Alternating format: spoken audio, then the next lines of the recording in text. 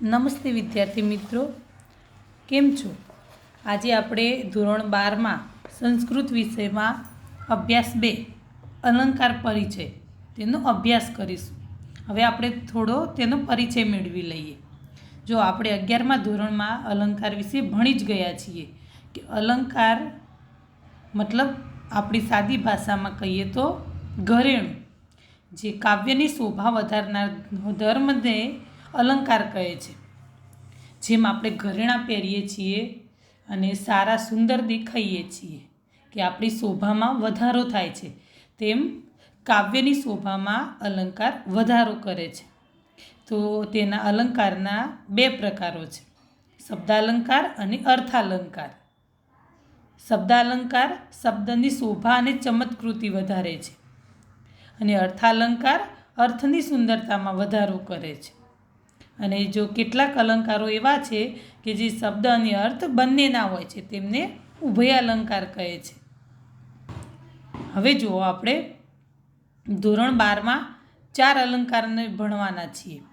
તેમાં સૌથી પહેલાં છે શ્લેષ અલંકાર. હવે જુઓ આપણે શ્લેષ અલંકારમાં કે શ્લેષ મતલબ કે જ્યાં, જો હું અંડરલાઈન કરું છું, કે જ્યાં એક જ વાક્યમાં અનેક અર્થોનો બોધ થતો હોય ત્યાં શ્લેષ અલંકાર બને છે. કે મતલબ કે જ્યાં એક જ વાક્ય હોય અને એક જ વાક્યમાં મતલબ એક જ શબ્દના અનેક અર્થો થતા હોય, એને કહેવામાં આવે છે શ્લેષ અલંકાર. જો એની માટે એક્ઝામ્પલ આપ્યું છે કે કેશવમ પતિતમ દ્રષ્ટવા પાંડવા હર્ષમાગતા રુદંતી કૌરવાહ સર્વે હા હા કેશવ કેશવ. જો એનું એક ભાષાંતર આ રીતે છે કે કેશવને પડેલા જોઈને, કેશવ મતલબ કૃષ્ણ, કે કેશવને પડેલા જોઈને પાંડવો આનંદમાં આવી ગયા. બધા જ કૌરવો હે કૃષ્ણ એમ કરીને રડવા લાગ્યા.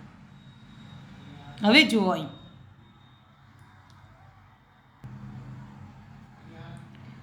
કે અહીં કેશવ એટલે કૃષ્ણ અને કેશવમ પાણીમાં પડેલા શબ્દને, બરાબર, બંને અર્થ થાય છે કેશવના. એ કેશવના 2 અર્થ છે, એક કેશવ અને બીજું છે પાણીમાં પડેલો શબ્દ. હવે પાંડવા મતલબ પાંડવો અને તેનો બીજો અર્થ છે માછલા. કૌરવાનો એક અર્થ છે કૌરવો અને બીજો અર્થ થાય છે કાગડા. હવે જો એના બીજા અર્થ પ્રમાણે એનું ભાષાંતર જોઈએ કે પાણીમાં પડેલા શબ્દને જોઈને બધા માછલાઓ આનંદમાં આવી ગયા અને બધા કાગડા અરે રે સબ પાણીમાં ગયું એમ કહીને રડવા લાગ્યા. મતલબ 2 ભાષાંતર થાય છે, 2 મિનિંગ પ્રમાણે.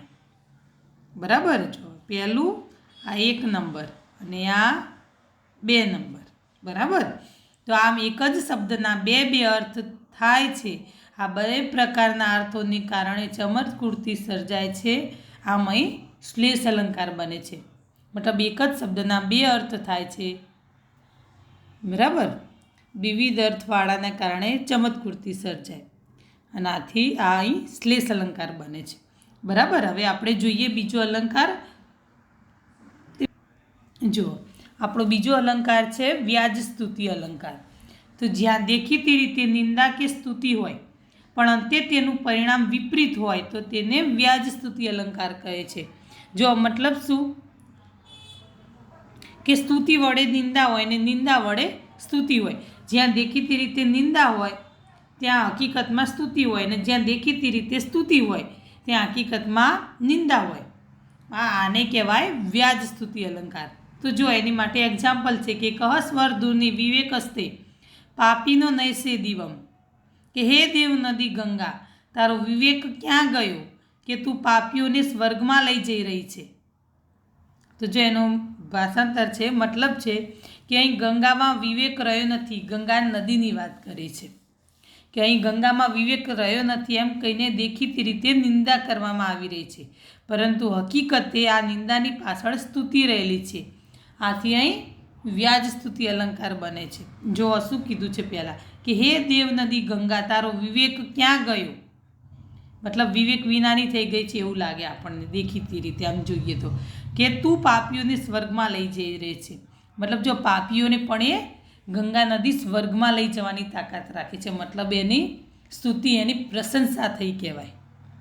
મતલબ પહેલાં આપણને એવું લાગ્યું કે ગંગા નદીનો નિંદા કરવામાં આવી છે, અને પછી આપણે પાછળ વાંચીએ છીએ ત્યારે શું લાગે છે કે એની પ્રશંસા દેખાય છે આપણને. બરાબર, તો અહીં વ્યાજ સ્તુતિ અલંકાર બને છે. હવે જો આપણે આગળ જોઈએ કે જો અહીં વિરોધ અલંકાર, હવે 3જા નંબરનો છે આપણો, કે જો વિરોધ ન હોય તેમ છતાં પણ જ્યાં વિરોધ દર્શાવતા વચનો આવે તો ત્યાં વિરોધ અલંકાર હોય છે. બરાબર, તો જો વિરોધ ન હોય છતાં પણ વિરોધ બતાવ્યો છે એવું આપણને લાગે, બરાબર, એને કહેવાય વિરોધ અલંકાર. તેની માટે જો એક્ઝામ્પલ છે કે યા નિશા સર્વભૂતાનામ તસ્યામ જાગૃતિ સંયમી યશ્યમ જાગૃતિ ભૂતાની સા નિશા પશ્યતો મુને, કે સામાન્ય જીવો માટે જે રાત્રિ છે ત્યારે સંયમી મુનિ જાગે છે, અને સામાન્ય જીવો જ્યારે જાગે છે ત્યારે તે જાગતા મુનિને માટે રાત્રિ હોય છે. જો આમાં શું કીધું છે કે રાત્રિ અર્થાત નિવૃત્તિ અને જાગરણ અર્થાત પ્રવૃત્તિ. જે સમયમાં સામાન્ય લોકો ભોગવિલાસમાં પ્રવૃત્ત રહે છે તે સમયમાં સંયમી જે ઋષિમુનિઓ છે તે નિવૃત્ત હોય છે, મતલબ આ બધી બાબતોમાં પ્રવૃત્ત થતા નથી. આમ અહીં વિરોધ દર્શાવે છે. મતલબ જો કે જે ટાઈમમાં જે સામાન્ય માણસો છે એ ઊંઘવામાં કે બીજા બધા ભોગવિલાસમાં પોતાનો સમય બગાડી દે છે, ત્યારે જે સંયમી ઋષિમુનિઓ છે એ એમાં નિવૃત્ત રહે છે. અને જ્યારે સામાન્ય પ્રાણીઓ ઊંઘે છે, સામાન્ય માણસ ઊંઘે છે, ત્યારે સંયમી મુનિઓ જાગે છે. આમ આ રીતે બંનેનો વિરોધ બતાવવામાં આવે છે. આથી અહીં વિરોધ અલંકાર બને છે એમ કહેવાય છે. હવે આગળ જોઈએ આપણે. જુઓ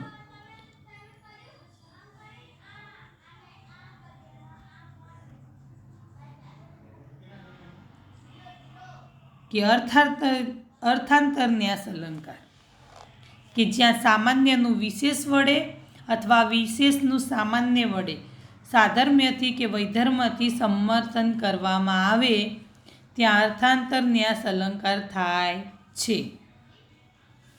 બરાબર, જો એની માટે એક્ઝામ્પલ છે કે અતરત હનુમાન અબ્ધિ દુષ્કરમ કિમ મહાત્મનામ, તો હનુમાન સાગર પાર કરી ગયા, મહાપુરુષોને શું મુશ્કેલ હોય છે. જો અહીં અતરત હનુમાન અબ્ધિમ વિશેષ હકીકત છે કે હનુમાન સાગર, અબ્ધિમ મતલબ સાગર, હનુમાન સાગર પાર કરી ગયા. તેનું સમર્થન દુષ્કરમ કિમ મહાત્મા નામ એ સામાન્ય વિધાન વડે કરવામાં આવ્યું છે. આથી અહીં અર્થાંતર ન્યાસ અલંકાર બને છે. જો સામાન્ય બાબતનું વિશેષ રીતે અને વિશેષ બાબતનું સામાન્ય રીતે સમર્થન કરવામાં આવે ત્યારે અર્થાંતર ન્યાસ અલંકાર બને છે. જેમ પીળિયો માણસ, કોઈ માણસને પીળિયો થઈ ગયો છે, મતલબ એને બધું જ પીળું દેખાય છે, કોઈ સફેદ વસ્તુ પણ એને પીળી દેખાય છે. આવી રીતે કે જેમ કોઈ કૂતરું છે તો એનો સ્વભાવ કેવો છે કે ચપ્પલ ચાવવાનો, તો એને રાજા બનાવી દેવામાં આવે તો પણ એ ચપ્પલ ચાવવાનું ભૂલતો નથી. આ રીતે અર્થાંતર ન્યાસ અલંકાર બતાવવામાં આવે છે આ બધી બાબતોમાં. બરાબર, અહીં આપણે અલંકાર પૂરા થાય છે. બરાબર, મતલબ જેનો સ્વભાવ હોય એ ક્યારેય જતો નથી.